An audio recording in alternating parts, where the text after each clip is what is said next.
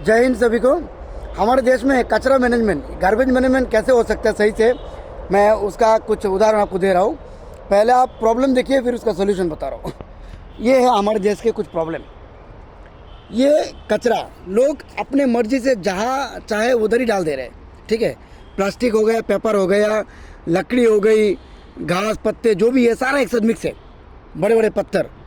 तो सरकार का मतलब जो सुप्रीम कोर्ट का ऑर्डर है 2016 सॉलिड वेस्ट मैनेजमेंट का रूल्स, जो आजकल कोई फॉलो नहीं कर रहे, उसको अगर फॉलो नहीं करेंगे तो कचरे को कैसे मैनेजमेंट करेंगे। उनका क्या कहना है कि जैविक अजैविक अलग अलग करके रखो, जैविक आइटम से ऑर्गेनिक कंपोस्ट खाद बनाओ, और अजैविक सामान यानी प्लास्टिक पेपर कार्डबोर्ड जो फैक्ट्री से बन के आते हैं उसको सेग्रीगेशन करो और उसको रिसाइकल फैक्ट्री में भेजो ताकि वो रिसाइकल हो पाए। और प्राकृतिक का जो सामान होता है, जैविक सामान, उसको कंपोस्ट करो ताकि लोग फर्टिलाइजर अपनी ज़मीन में इस्तेमाल कर सकते हैं। जैसे मैं दिखा रहा हूँ आपको, ये सारे पत्ते हैं, ठीक है, पत्ते हैं, लकड़ी है, इन सभी चीज़ों का कंपोस्ट खाद बन सकता है। और जो प्लास्टिक वाला सामान है वो फैक्ट्री में जाना चाहिए। लेकिन लोग क्या कर रहे हैं, प्लास्टिक सामान हो, पत्ते हो, लकड़ी हो, बड़े बड़े पत्थर हो, मलबा हो, सारा एक साथ एक ही जगह में मिक्स करके दे रहे हैं। फिलहाल मैं एक जंगल में हूँ, एक कैंपस एरिया है, मिलिट्री कैंपस है। तो क्या है, गवर्नमेंट को अपने ऊपर एक जिम्मेदारी सख्त रूप से होना चाहिए कि जो इंसान अपना कचरा अलग अलग करके नहीं देगा, चाहे वो कोई भी हो, उसका कचरा नहीं उठाना है। अगर पूरे देश को स्वच्छ भारत मिशन में आगे बढ़ाना है और देश को साफ सफाई में आगे रखना है, साफ सुथरा रखना है, तो सबसे पहले गवर्नमेंट की तरफ से जो इंसान अपने कचरे को अलग अलग करके नहीं रखेगा उसका कचरा नहीं उठाया जाएगा।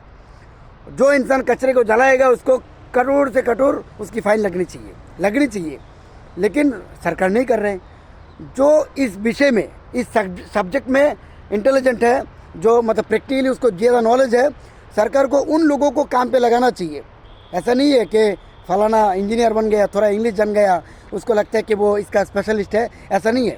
प्रैक्टिकली हम 2-3-6 साल से इसमें प्रैक्टिकली काम कर रहे हैं, हमें पता है कि क्या सिस्टम कहाँ है, पे क्या गलती है। अगर जो कचरे में काम करने वाले लोग अगर इसी सामान को अलग अलग करेंगे तो अपना पूरा दिन ऐसे ही निकल जाएगा। उसका खाद कैसे बनेगा? प्लास्टिक का खाद बनता है क्या? नहीं बनता है ना। लकड़ी का, पत्थर का सारा एक साथ मिक्स करके रखोगे तो उसका कैसे खाद बनेगा बताइए। और इसको सेग्रीगेशन कौन करेगा? कोई अधिकारी करके देगा सेग्रीगेशन? तो जितने भी इस फील्ड में काम करते हैं, कितने भी IAS ऑफिसर हो, IPS अधिकारी हो, जो भी डायरेक्टर हो, इसमें क्या आप उस कचरे को सेग्रीगेशन कर पाओगे? अपने हाथ से नहीं कर पाएंगे ना। तो काम कुछ ऐसा करो, आप काम का सिस्टम ऐसे बना के रखो, जिस काम को आप खुद अपने हाथों से कर सकते हो उसी प्रकार से कचरे में काम करने वाले जो लोग हैं उनको करने का मौका दो। आप जिस काम को कर नहीं पाएंगे उस काम को किसी दूसरे को कैसे दे सकते काम करने के लिए? यार, इंसान है ना। प्रकृति का कोई भी सामान खराब नहीं हो जाता, हम खराब करते हैं, फिर बाद में वह खराब होते हैं, फिर उसी में हम लेबर को काम पे लगाते हैं। ऐसा नहीं होना चाहिए ना।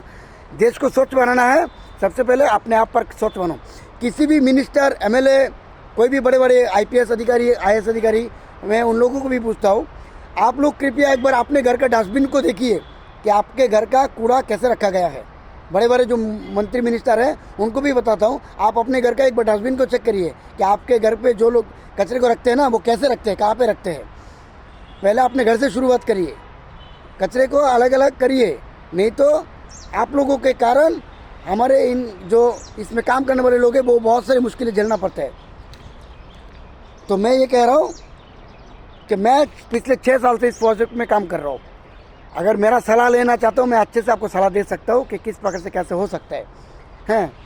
पत्ते का कंपोस्ट करना, घास का कंपोस्ट कर देना, किसी भी ऑर्गेनिक आइटम का, और जितने भी इनऑर्गेनिक सामान है, प्लास्टिक, पेपर, उसको अलग अलग करके रखो, फिर उसका भी रिसाइकलिंग फैक्ट्री हो जाता है, फैक्ट्री में उसकी इस्तेमाल हो जाता है।